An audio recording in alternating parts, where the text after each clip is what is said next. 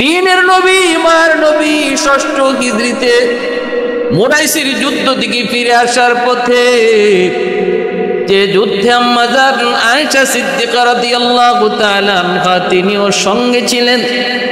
নবীজি আম্মা জানকে সাথে নিয়েছেন, পালকি করে যাইতেন। সেই পালকি সহ নবীজি কাফেলাকে এক জায়গায় বিশ্রামের জন্য রাখলেন, বিশ্রাম নিতে আদেশ দিলেন। সবাই বিশ্রাম নিতেছে। এই বিশ্রাম নেওয়া অবস্থায় নবীজি আল্লাহ নবীর পবিত্র বিবি আম্মা জান আয়েশা সিদ্দিকা রাদিয়াল্লাহু তাআলা আনহা হাজত সারার জন্য তিনি পালকি থেকে নামলেন। কিছু দূর একটু জঙ্গল গাছগাছালির আড়াল, সেখানে যে হাজত সারলেন। হাজত সেরে তিনি আবার চলে আসবেন। এই মুহূর্তে তিনি টের পেলেন তার গলার হার, এই হারটা বুঝি ওই জায়গায় পড়ে গেল। আম্মা জান হারটাকে আবার কুড়ানোর জন্য ওই জায়গায় গেলেন, যে খুঁজতেছেন, হারটা পান না, কারণ অন্ধকার, রাতের অন্ধকার। হারটা খোঁজাখুঁজি করতেছেন। এইদিকে বিশ্রামের টাইম শেষ। নবীজি হঠাৎ করে আদেশ দিয়ে দিলেন, চলো কাফেলা আবার রওনা করো, কাফেলা আবার রওনা করো। নবী তো জানেন নাই, আল্লাহ নবী তো বুঝতে পারেন নাই। আম্মা জান তিনি আবার তার পালকিতে, নবী মনে করেছেন আয়েশা পালকিতে উঠে গেছে। যে চারজন মানুষ পালকি তারা কাঁধে করে বহন করত, তারাও যার যার মতো করে পালকি তারা কাঁধে বহন করলো। এতটাই হালকা ছিলেন আম্মা জান, তিনি পালকিতে উঠলেন কি উঠলেন না এটা বোঝার মতো ছিল না। চারজন পালকিওয়ালা মানুষ তারা মনে করলো আম্মা জান তিনি ঠিকই উঠে গেছেন।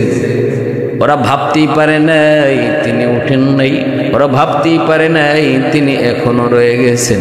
কাদের মধ্যে নিয়ে ওরা রওনা দিয়ে দিছে। এইদিকে কাফেলা চলছে তো চলছে। আম্মা জান হাত তালাশ করে অনেকক্ষণ পর তিনি আসলেন। আয়েশা দেখেন কাফেলা এই জায়গায় নাই, আলামত পর্যন্ত নাই, আশেপাশে কোথাও আওয়াজও শোনা যায় না, দেখাও যায় না। এবার আম্মা জান বুঝে ফেললেন বিপদ, কঠিন বিপদ। নবীজি মনে করেছেন আমি পালকিতে উঠে গেছি, আর পালকিওয়ালারাও বুঝতে পারে নাই, মনে করেছে আমি পালকিতে উঠে গেছি, হাজত ছেড়ে আমি পালকিতে বসে পড়েছি, বুঝে নাই। হায় হায় এখন কি করব। ওই মুহূর্তে আম্মা জান কতটা বুদ্ধিমতী, ধৈর্যের পরিচয় দিলেন। হায় হুতাশ না করে, এদিক সেদিক দৌড়াদৌড়ি না করে, আওয়াজ না করে, যে জায়গায় তিনি হারাইলেন ওখানেই তিনি বসে পড়লেন। আর মনে মনে ভাবলেন নবীজি মদিনায় গেলে পরে অথবা কোথাও কোনো এক জায়গায় আমাকে খুঁজতে গিয়ে যখন দেখবেন আমি পালকিতে নাই, অবশ্যই এই জায়গা পর্যন্ত তিনি আসবেন, কারণ এখানে কাফেলা বিশ্রাম নিয়েছে, এই বিশ্রামের জায়গা পর্যন্ত তিনি অবশ্যই আসবেন। অতএব ডানে বামের সামনে পিছনে কোথাও দৌড়ায় কোনো লাভ নাই, বরং বিপদ আরো বাড়বে।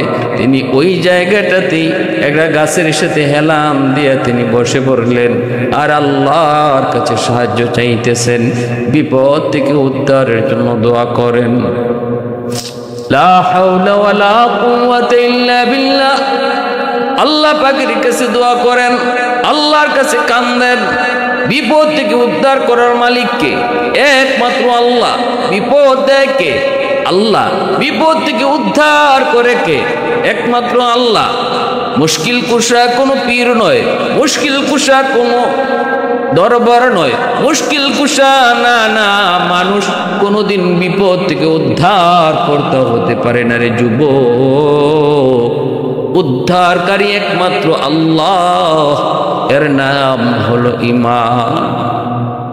এর নাম লা ইলাহা ইল্লা আনতা সুবহানাকা ইন্নী কুনতু মিনাজ জালিমিন। আল্লাহ পাকের কাছে বিপদ থেকে উদ্ধারের জন্য পয়গম্বর ইউনূস আলাইহিস সালাম দোয়া করলেন, আল্লাহ দোয়া কবুল করলেন। এজন্যই বিপদের সময় ধৈর্য হারা হতে নাই, বিপদের সময় হায় হুতাশ করতে নাই, বরং বিপদের সময় যারা সবর করবে, ঠান্ডা মাথায় যারা চিন্তা করবে, পেরেশান না হয়ে যখন সে আল্লাহর কাছে চাইবে, ধৈর্য ধরবে, আল্লাহ তাকে বিপদ থেকে উদ্ধার করবে। ক্ষমতা আল্লাহর আসেনি না নাই? অবশ্যই এই ক্ষমতা আল্লাহ পাকের, এটা আল্লাহই শুধু পারে। রোগ দেয় আল্লাহ, সুস্থ করে আল্লাহ, বিপদে ফেলায় আল্লাহ, উদ্ধার করে আল্লাহ। সব কিছু একমাত্র আল্লাহরই পক্ষে সম্ভব। ঘটনা যেমন তিনি ভাবলেন এমনই হলো। আর আমরা হইলে, আমাদের মতো হইলে, আমাদের সমাজের নারী হইলে কি করত? চিল্লা চিল্লি করত, হাই হুতাশ করত, ডানে বামে দৌড়াইতো। এখান থেকে আরো 2 মাইল, 5 কিলোমিটার, 2 কিলোমিটার, 3 কিলোমিটার ডানে বামে চলে যেত। পরে ওই জায়গাটাও হারাইতো, যেখানে হারাইছিল ওই জায়গাটাও হারাইতো। অতএব যেখানে তুমি হারাও এখানেই খুঁজো, তবেই তুমি হারানো জিনিস পাবা। এটাই হলো রুল, এটাই হলো নিয়ম। আল্লাহর নবী, রহমতের নবী মদিনায় চলে যাওয়ার পর নবীজি এবার হঠাৎ করে আয়েশার আয়েশা, আম্মা জান আয়েশা সিদ্দিকা রাদিয়াল্লাহু তাআলা আনহা, ওনার যে পালকি, এই পালকিতে আম্মা জান নাই। তখন যে খবর হলো, রসুল সহ সাহাবায়ে কেরাম অবাক হয়ে গেলেন। নবীজি নিজেও তিনি ছুটলেন পিছন দিকে সেই ওই জায়গায়। ওখানে হয়তো আয়েশা হাজত সারার জন্য নামছিল, আর পালকিওয়ালারা টের পায় নাই, দেখে নাই আয়েশা যে পালকিতে আবার বসলো কি উঠলো, ঢুকলো কি ঢুকলো না, এটা এই পালকিওয়ালারা টের পায় নাই। কারণ ওরা পালকির পাশে তো বসে থাকে নাই, পালকিটা নামায়া ওরা একটু দূরে যেয়ে বিশ্রাম নিয়েছিল, এজন্য ওরা টের পায় নাই। ওরা মনে করেছে হাজত সারতে তো এত সময় লাগার কথা না, অবশ্যই হয়তো ইনি উঠে গেছেন। পর্দার বিধান তখন নাজিল হয়েছে, যুবক আম্মা জান হাউজা থেকে ওই পালকি থেকে নামবেন, আবার উঠবেন, ওই দিকে কেউ নজরও করে নাই। এজন্য পালকিওয়ালা 4 জন কাঁধে নিয়ে ওরা মনে করেছে যেহেতু আগের মতোই লাগে, মনে হয় তিনি উঠে গেছেন। ভাইরা বন্ধুরা, জন্য বলতেছি, এদিকে আল্লাহর নবী একজন সাহাবী সফওয়ান রাদিয়াল্লাহু তাআলা আনহু, ওই সফওয়ান রাদিয়াল্লাহু তাআলা আনহুকে আল্লাহর নবী সব সময় কাফেলার পিছনে রাখতেন। কোনো না কোনো একজনকে নবী যে কোনো কাফেলা নিয়ে চলার সময় কাফেলার পিছনে একজনকে রাখতেন, যেন কাফেলা যদি কোনো কিছু ফালায় যায়, হারায় যায়, তাহলে পিছনে যে আসবে সে যেন সেটা দেখতে পায়, সে যেন নিয়ে আসতে পারে। সফওয়ান রাদিয়াল্লাহু তাআলা আনহু কাফেলার পিছনে পিছনে আসতে গিয়ে তিনি যখন এই জায়গায় আসলেন, এসে দূর থেকে তিনি বুঝতে পারলেন এখানে গাছের সাথে হেলান দিয়ে একজন নারী বসা, কিন্তু সে কে? আস্তে আস্তে কাছাকাছি এসে তিনি চিনে ফেললেন, চোখ মোজা, তন্দ্রা, ঘুমের মধ্যে একজন নারী, কিন্তু চেহারা দেখেই সফওয়ান চিনে ফেললেন। কারণ পর্দার আয়াত নাজিল হওয়ার আগে আম্মাজান আয়েশা রাদিয়াল্লাহু তাআলা আনহাকে সফওয়ান রাদিয়াল্লাহু তাআলা আনহু তিনি দেখেছিলেন, তিনি দেখেছেন, এজন্য দেখা মাত্রই তিনি চিনে ফেলেছেন। আর আওয়াজ দিয়ে বললেন, ইন্না লিল্লাহি ওয়া ইন্না ইলাইহি রাজিউন। ইন্না লিল্লাহ, ইন্না লিল্লাহ, ইন্না লিল্লাহ কয়ে যখন আওয়াজ দিয়ে উঠলেন, আম্মা জানের ঘুম ভেঙে গেল। সাথে সাথে মুখটা আমার চাদর দিয়ে ঢেকে ফেললেন। হযরত সফওয়ান রাদিয়াল্লাহু তাআলা আনহু তিনি বুঝে গেছেন আম্মা জান বলে বিপদ, কোনো একটা অ্যাক্সিডেন্ট ঘটছে। আম্মা জান তিনি হয়তো এখানে নামছেন, নবী টের পান নাই, নবী বুঝতে পারেন নাই, কাফেলা নিয়ে চলে গেছেন, আর আম্মাজান রয়ে গেছেন। এমন কোনো না কোনো একটা বিপদ হবে, নবী জানেন না, নবী হয়তো বুঝতে পারেন নাই, জানেন নাই। অতএব কোনো প্রশ্নই আর করলেন না। একটা কথাই শুধু ওই জায়গায় আওয়াজ হয়েছে রে যুবক, একটা আওয়াজ, সে আওয়াজটা হলো ইন্না লিল্লাহি ওয়া ইন্না ইলাইহি রাজিউন। দ্বিতীয় কোনো আওয়াজ হয় নাই, দ্বিতীয় কোনো কথাই হয় নাই। কেন এখানে আপনি বসা, কি হয়েছে, কেমনে আপনি পিছনে পড়ে গেলেন, এমন কোনো কথাই সফওয়ান রাদিয়াল্লাহু তাআলা আনহু আম্মাজানকে প্রশ্ন করেন নাই, আম্মাজানও কোনো জবাব দেন নাই। সাথে সাথে মুখটা তিনি কাপড় দিয়ে ডাকলেন, আর হযরত সফওয়ান রাদিয়াল্লাহু তাআলা আনহু নিজের ঘোড়াটা পাশে নিয়ে তিনি নিজের উটটারে এভাবে বসায় দিলেন। আম্মাজান বলেন, সফওয়ান উটটা বসানোর সময় নিজে অনেক দূর ছিল, আমি উটের পিঠে বসলাম। সফওয়ান, আমি উটের পিঠে পিছনে, উটের পিঠে যখন বসবো তখনও আমাকে কি দেখে নাই, আমার সাথে কথাও বলে নাই, এদিকে তাকায়ও নাই। কাছাকাছি আইনা উটটারে আস্তে করে বসাই দিল আমার পাশে, এই কথাও বলে নাই আপনি উটের পিঠে উঠেন, তাকায় নাই, বলে নাই আমি উটের পিঠে উঠলাম। সফওয়ান অন্যদিকে তাকাইয়া আবার আমাকে বলল, আম্মাজান আপনি উটের পিঠে বসছেননি? আমি বলছি হ বসছি। তখন তিনি উটটারে উঠাইলেন, এরপরে উটের লাগাম নিয়ে তিনি মদিনার দিকে রওনা দিলেন। মদিনায় পৌঁছে গেলেন। আল্লাহ নবী, রহমতের নবী বুঝলেন আয়েশা ভুলে ভুলে এমন হয়েছে, হাউজওয়ালারা, ওই পালকিওয়ালারাও টের পায় নাই। এটা একটা ভুল ছিল, এটা একটা ভুল। কিন্তু ঘটনা এখানেই শেষ হয় নাই, এখানেই শেষ হয়ে যাওয়ার কথা ছিল, হয় নাই। বরং মদিনার মুনাফিকের সরদার আব্দুল্লাহ বিন উবাই এবং তার দলের লোক মুনাফিকরা এই বিষয়টাকে নিয়ে অত্যন্ত গোলা করতে লাগলো, আম্মাজানের চারিত্রিক দোষ দিতে লাগলো। আম্মাজান এবং হযরত সফওয়ান রাদিয়াল্লাহু তাআলা আনহু এই দুইজনের ব্যাপারে মদিনায় তারা অপবাদ রটাইতে লাগলো। মুনাফিক সরদার আব্দুল্লাহ বিন উবাই আওয়াজ দিয়ে বলতে লাগলো, আয়েশা আর সফওয়ানের সঙ্গে অন্যায় কাজ করেছে।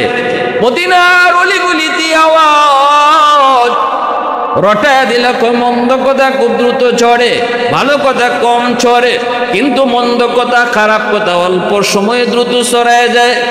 আম্মাজানের চারিত্রিক দোষ, আম্মাজানের চরিত্রের উপরে আঘাত অল্প সময়ের ভিতরে আওয়াজটা রটায় পড়লো।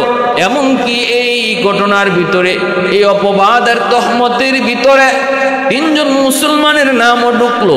একজন হলেন হাসান রাদিয়াল্লাহু তাআলা আনহু, আরেকজন হলেন মিসকা, আরেকজন হলেন হামনা, একজন মহিলা নাম হলো হামনা।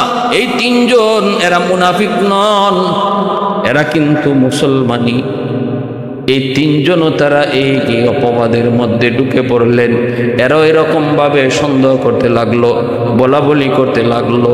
আয়েশা, সফওয়ান তারা কাফেলার পিছনে রয়ে গেছে, মনে হয় উদ্দেশ্য কইরেই রয়েছে। আয়েশার চরিত্র ভালো না, নাউজুবিল্লাহি মিন জালিক।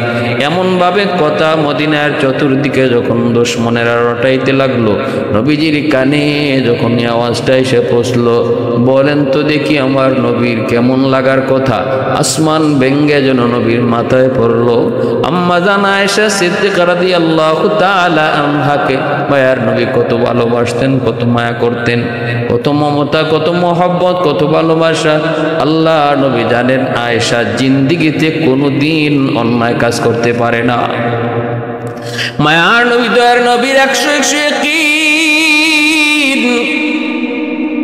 মিস্তাজাম ওই সফওয়ান যা বলেছে তাই ঠিক, তাই ঠিক। সফওয়ান যেভাবে পাইছে, যেভাবে পাইছে, আর আয়েশার কেন দেরি হইছে, সব কিছু আল্লাহর নবী শুনছেন, আম্মা জানের কাছ থেকে শুনছেন। ঘটনা নবী যা শুনছেন তাই ঠিক।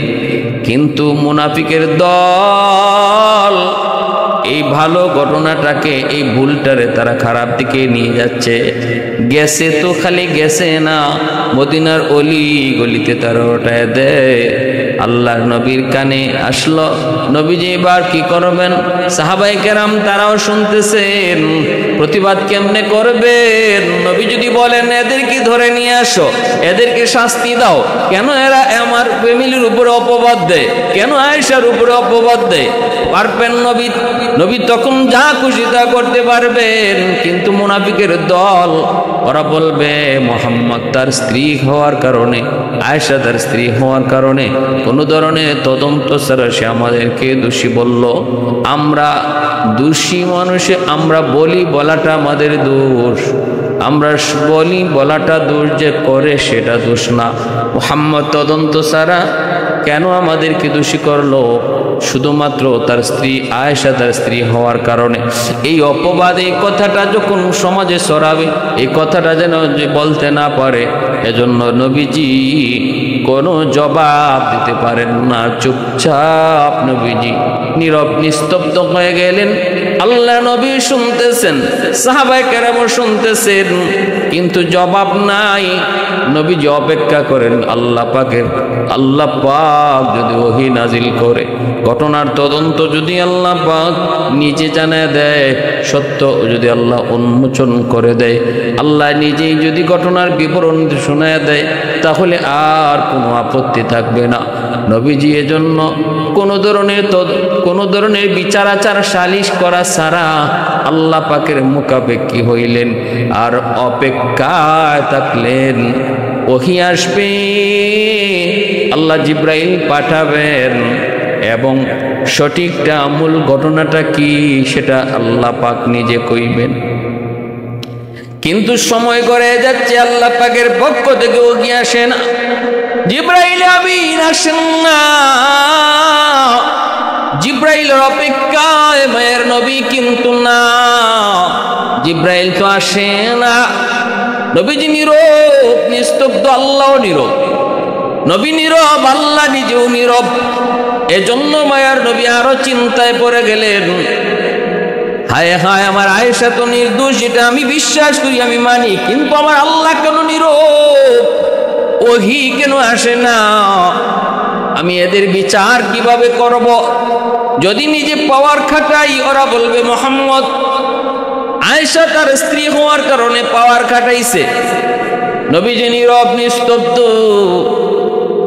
ওহী আসে না। নবীজি ওহীর অপেক্ষায়। আল্লাহ নবী আম্মাজানের কাছেও যান না। আম্মাজান তিনি মদিনা আসলেন, স্বাভাবিকভাবে তিনি চলেন, কিন্তু তিনি কোনো কিছু টের পান না। আম্মাজান আয়েশা সিদ্দিকা, বাহিরে যে তুফান, বদনামের তুফান, অপবাদের তুফান শুরু হয়েছে, আম্মাজানের কোনো খবর নাই। কারণ তিনি তো ঘরে থাকেন, ঘরের ভিতরে আওয়াজ আসে নাই, নবীও ঘরে আসেন কম।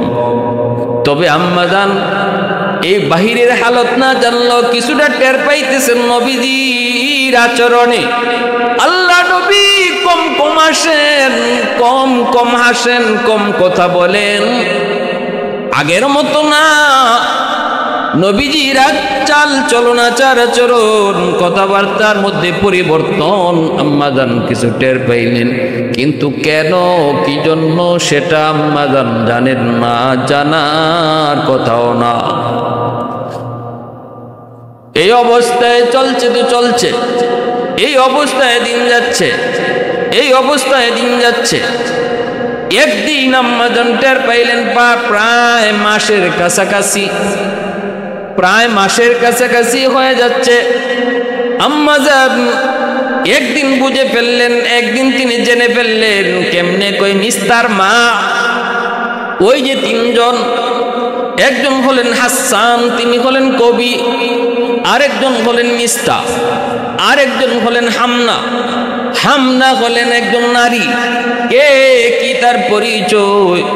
হামনা হলেন হযরতে আম্মাজান জয়নব রাদিয়াল্লাহু তাআলা আনহার বোন, নবীজির একজন পবিত্র বিবি যার নাম হলো জয়নব।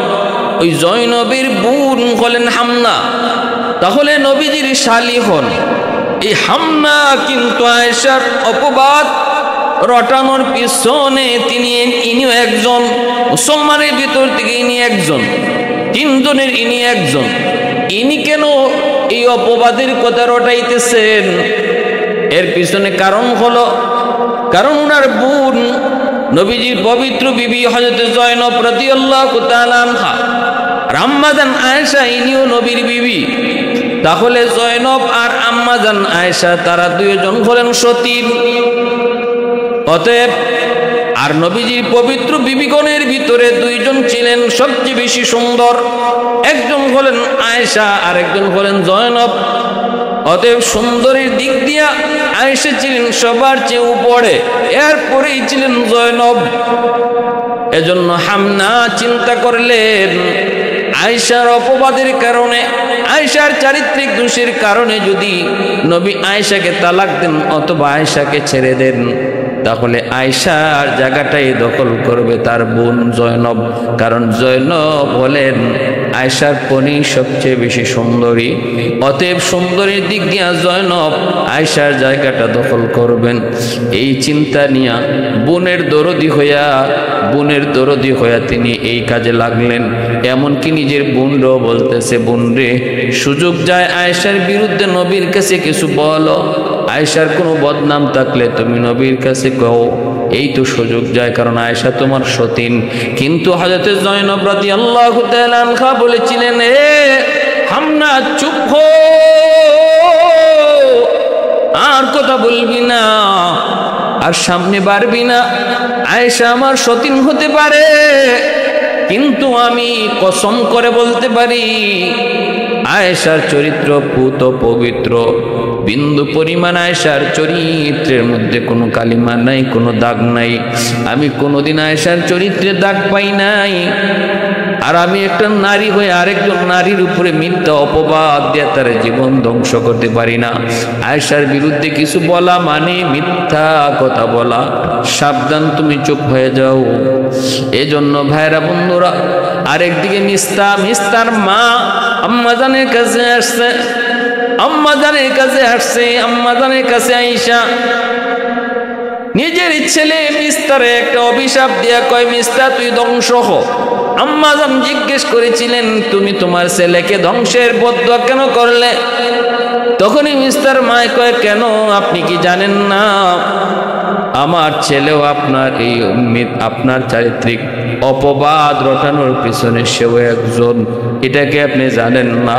আম্মাজান কয়, কোন কিসের চারিত্রিক দোষ? কয়, আপনি কিছুই জানেন না? আম্মাজান কয়, না, কিছুই তো জানি না। কয়, কেন? আপনি যে কাফেলার পিছনে পড়ে গেছিলেন আর সফওয়ান আপনাকে নিয়ে এসেছে, মদিনার মুনাফিকের দল আপনার আর সফওয়ানের মধ্যে অনৈতিক সম্পর্কের অপবাদ রটায় দিছে, চতুর্দিকে আপনার বদনাম। এই বদনামের ভিতরে শামিল হয়ে গেছে তিনজন মুসলমান, এর ভিতরে আমার পোলা মিস্তাও আছে। এজন্য আমি মিস্তার জন্য অভিশাপ দিয়েছি।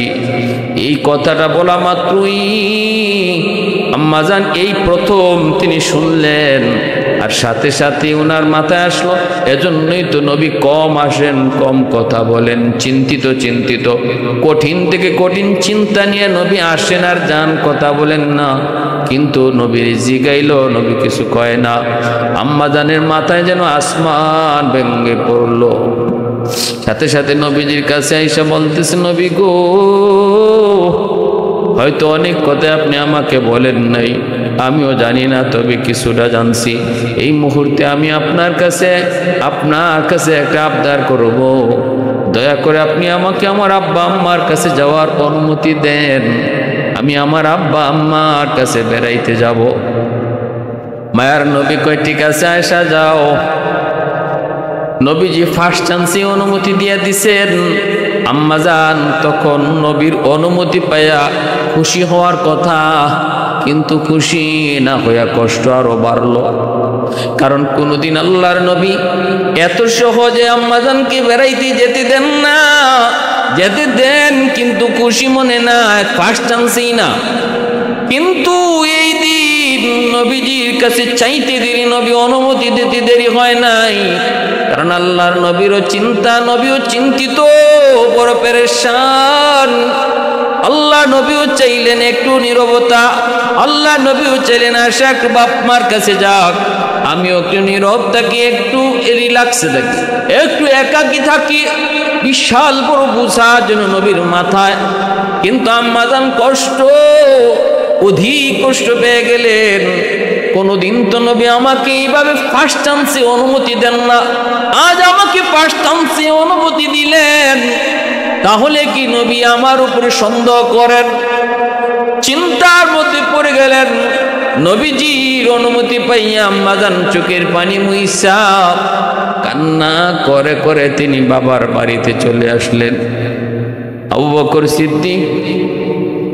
বকর সিদ্দিক রাদিয়াল্লাহু তাআলা আনহুর মেয়ে আম্মাজান আয়েশা সিদ্দিকা রাদিয়াল্লাহু তাআলা আনহা মা বাবার কাছে আয়েশা দেখেন বাপ মাও চিন্তিত, বাপ মা বড় পেরেশান তো হওয়ার কথাই। মেয়ের ব্যাপারে চতুর্দিকে অপবাদ, মেয়ের ব্যাপারে চতুর্দিকে বদনাম। কেমন করে মা, কেমন করে বাবা ঠিক থাকে?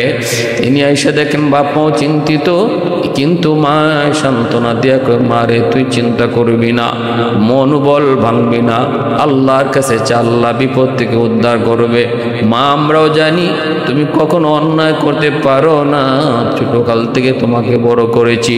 মা কখনো অন্যায় আমরা দেখি নাই, আমরা মা বাবা কখনো ভাবতেও পারি না, কল্পনাও করতে পারি না তুমি কোনো অন্যায় করেছো। কিন্তু আল্লাহর কাছে চা মা, আল্লাহ যেন তোমার পক্ষে থাকে। এইভাবে মায় বাবায় দুজনে বুঝায়। আম্মা যান তিনি বাপ মার বাড়িতে আসলেন, শুধু কান্নার কান্না, কান্নার কান্না করে দিন যায় রাত যায়, খায় না ঘুমায় না, ঠিক মতো খাওয়ান নাই, ঠিক মতো ঘুম নাই, শুকায় যাইতেছেন। এইদিকে আল্লাহর নবী রহমতের নবী চিন্তায়। নবীজি মদিনার আউস আর খাজরাজ গোত্রের মানুষদেরকে নিয়ে নবী মদিনার মসজিদে বসলেন। আল্লাহ নবী একটা ভাষণ দিলেন, কেন আজকে আমার পরিবারের উপরে এত বড় অপবাদ? প্রমাণ ছাড়া কেন এই অপবাদ? কেন আমার পরিবারের উপরে আক্রমণ? নবীজির কষ্টের কথা যখন মদিনার মসজিদে এলান করলেন, আউস গোত্রের একজন সাহাবী দাঁড়ায় কয়, নবী গো অনুমতি দেন, যেই বেঈমানগুলি এত বড় অপবাদ দেয়, ওই বেঈমানগুলার মাথা আমি কেটে ফেলবো, এদেরকে টুকরা করে ফেলবো, হত্যা করে ফেলবো। অনুমতি যদি দেন বিচার হাতে নিয়ে নিব। সাথে সাথে খাজরাজ গোত্রের আরেকজন দাঁড়ায় বলতেছে, অসম্ভব, তোমার কথা হয় নাই, কারণ খাজরাজ গোত্রের মানুষই বেশি যারা আম্মাজান আয়েশার বিপক্ষে অবস্থান নিয়েছে, অপবাদ রটাইতেছে। এমনকি ওই মুনাফিক সরদার আব্দুল্লাহ বিন উবাই সেও খাজরাজ গোত্রের একজন নেতা। এজন্য খাজরাজ গোত্রের মানুষ আউস গোত্রের ওই সাহাবীর বিরুদ্ধে তারা দাঁড়ায় গেল। নবীজির সাথে সাথে দুনো পক্ষকে শান্ত করলেন, আল্লাহ নবী শান্ত করলেন। এরপরে নবীজি চিন্তা আরো বেড়ে গেল, পক্ষ দুইটা হয়ে গেল, আউস আর খাজরাজ। মনে হচ্ছে যেন এই ঘটনাকে কেন্দ্র করে মদিনায় কোনো অঘটন ঘটে যাবে। কেউ নবীর পক্ষ নিল, কেউ নবীর বিপক্ষ নিল। এই অবস্থায় দেখা যায় আল্লাহর নবী চিন্তায়। সাহাবায়ে কেরাম আবু বকর সিদ্দিক নয়, হযরত ওমরকে জিজ্ঞেস করে, নবীজি আল্লাহ নবী ওমরকে জিজ্ঞাসা, ওমর আমার আয়েশার ব্যাপারে তুমি কও। ওমর বলে, নবী গো খোদার কসম, আয়েশা পুত পবিত্র, আয়েশার কোনো বিন্দু পরিমাণ অপবাদ হইতেই পারে না, আয়েশার বিরুদ্ধে কোনো অপবাদ দেওয়া ঠিকই না, কারণ আয়েশা পুত পবিত্র, ভালো করে চিনি। আবু বকর সিদ্দিক রাদিয়াল্লাহু তাআলা আনহুর মেয়ে হযরত আম্মাজান আয়েশা সিদ্দিকা আর হযরত ওমর রাদিয়াল্লাহু তাআলা আনহুর মেয়ে হযরত হাফসা রাদিয়াল্লাহু তাআলা আনহা, তিনিও নবীজির মেয়ে। অতএব আয়েশা আর হাফসা তারা দুজন সতীন। এই হিসাবে পক্ষ নিয়ে তিনি আয়েশার বিরুদ্ধে বলতে পারতেন সাহাবায়ে কেরাম এমন নন। সাহাবায়ে কেরাম কখনো নিজে স্বার্থকে বড় করতেন না। মিথ্যা অপবাদ সাহাবায়ে কেরামের সম্মান না। জিন্দিগিতে জীবন গেল, দুশ্মন হলেও দুশ্মনের উপরে কোনো মিথ্যা অপবাদ দিতেন না। ভাইরা বন্ধুরের জন্য বলতেছি যুবক, আবু বকর সিদ্দিক রাদিয়াল্লাহু তাআলা আনহু তিনি তো চিন্তায় চিন্তিত।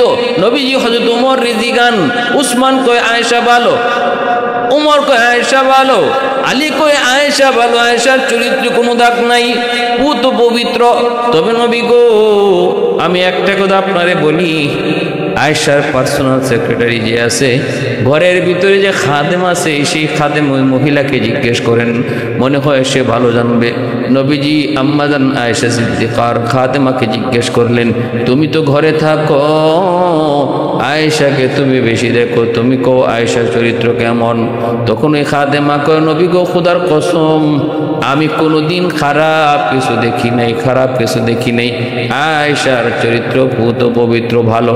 নবীজি সতীনদেরকে ডাকলেন, আল্লাহর নবীর সতীনেরা, আম্মাজানের সতীনেরা, তারাও নবীর আয়েশার চরিত্রের ব্যাপারে তারা সুন্দর সার্টিফিকেট দিলেন। কেউ একটু অ্যাঙ্গেলও বলে নাই আয়েশার চরিত্র ভালো না।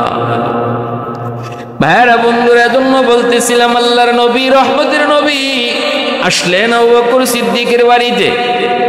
নবীজি আসলেন, চিন্তিত 1 মাস পার হয়ে যায়, এখন ওহী আসে না। আল্লাহ নীরব, আল্লাহ পাক কেন নীরব আল্লাহর নবী সেটা বুঝে আসে না। এত মায়ার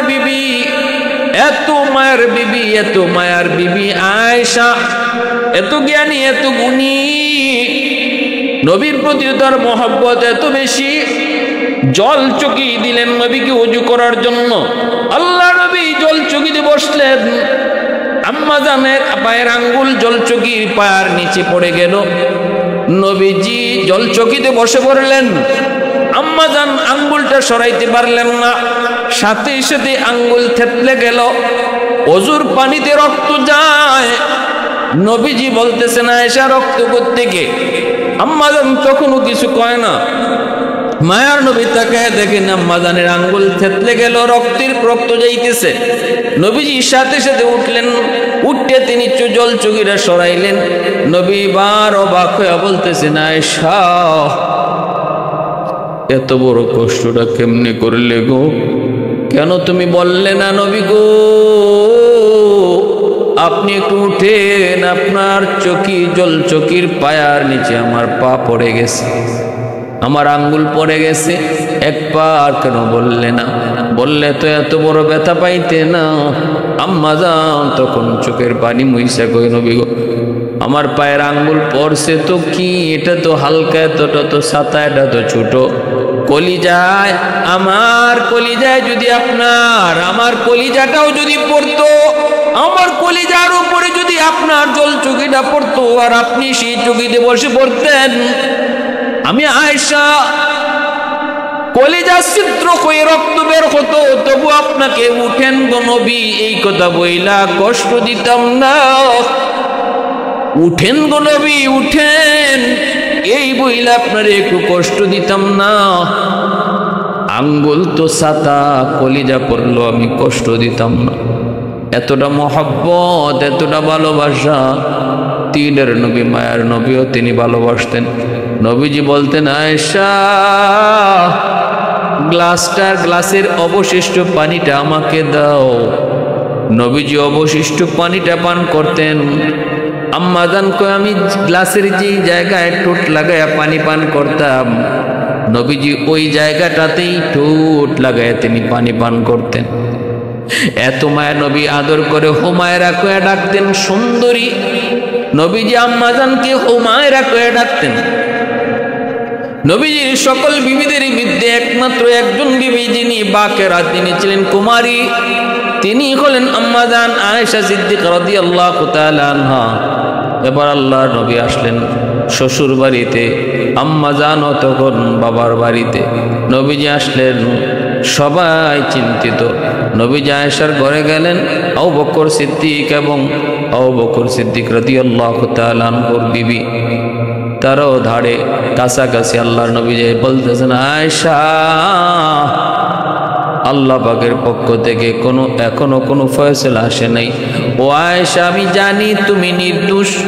আয়েশা, আমি জানি তোমার চরিত্রে কোনো দোষ নাই, কিন্তু এরপরও তোমাকে বলি, যদি কোনো দোষ করে থাকো আল্লাহর কাছে মাপ চাও, আল্লাহ পাক ক্ষমা করে দিবে।